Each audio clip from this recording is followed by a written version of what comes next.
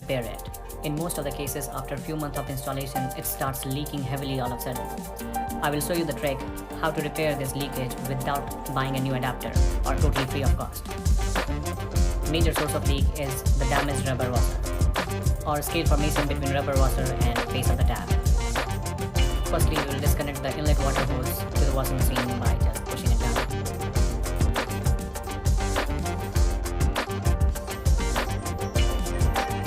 Slacken all the screws of the metal connector and remove the whole assembly.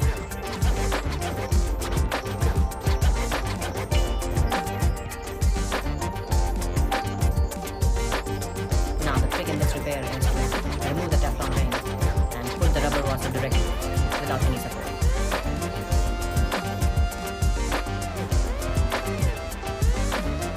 While assembling the adapter, we are not going to put this Teflon ring.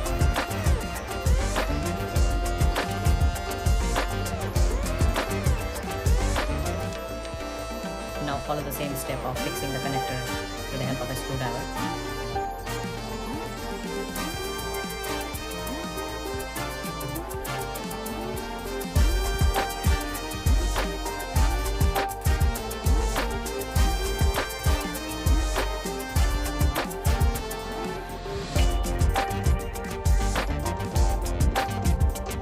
We are going to put the rubber washer directly without the Teflon backup ring. We are doing this because the Teflon ring restricts the movement of the rubber washer.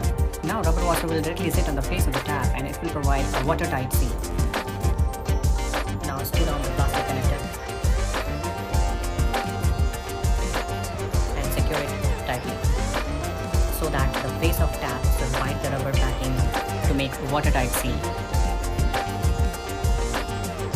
After it is done, now it's time for the leakage test. Open the tap and restrict flow of water by placing the finger on the outlet.